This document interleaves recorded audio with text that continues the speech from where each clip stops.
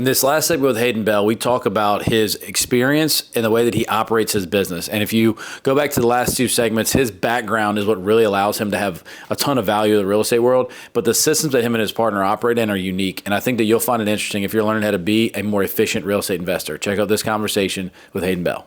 We've talked about real estate investing and you as an agent in the first two segments, but Lauren and I love talking about processes and operating systems and how people come in and grow their business. A lot of people will come to us and say, I don't have an operating system. The reality is if you're moving your business forward, you have some sort of system that you're operating within, right? It might be a very loose system. Even if it's, what did you say? System. Aim, fire? Yeah. Ready, fire, aim. And you know, I do think that if you're thinking about it practically as a business owner, people who overanalyze and overthink things generally don't make it very far in business at all. Correct. Because they just don't. They have the analysis paralysis. They don't take action. You don't step in the arena. You don't. Get up in here. Yeah, you have to take chances and you have to put yourself out there and fight and lose and win and learn. And it's part of the process. And if you're not willing to take the risk of doing that, then you're going to have a really hard time. You're not going to have anything to do. But there's also the flip side of that, the ready, fire, aim process, right? Which I'm really good at. Accuracy by volume is another way of saying it. Like you just take a whole bunch of shots and eventually something will hit. But you have to have a level of risk tolerance also that was acquired over time for me. Yeah. You know, I was a fireman, and when I was resigning or considering resigning, you know, I was making more money than I thought I could ever make as a home inspector. And then I think I'll always miss portions of being a fireman. Like, it's important, it's purposeful. My bros are there. We eat big meals, work out in the middle of the day, take daytime naps. Like, it was a good thing. But, you know, I quit. Right. No.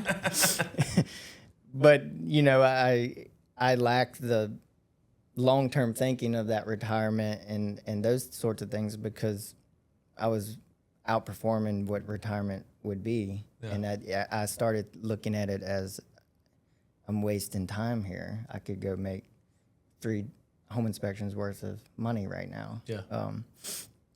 In hindsight, I probably could have done both. Shane actually does both. Yeah. He's still a fireman. But everyone who I look up to, not everyone, but the guys in this space who I look up to have a high risk tolerance. Mm-hmm. You know, Wyatt Graves, Kyle Harton, Steve Emmons, Shane, my friend. Like, sometimes we putting money out there that we're just waiting on it to come back. Yeah. I think there's I tell Megan, my wife, she's like, don't worry about it, money's coming. like that's kind of a joke for us, you know, money's coming. I think it's an element of confidence and faith, though, because your skill enhances and increases throughout the experience that you have, right? Yeah. So by all means, yourself. you got to start with the balls to take that, you know, first hit or be strong enough to take that first lick to the chin. But like, you develop a strength to it, you develop the resistance and that grit that keeps you pushing forward. And then your skill just gets better and better. So it's like almost sometimes I watch entrepreneurs that used to be very risky on the front end, but on the back end of their business, they don't have to be so risky anymore because they figured it out.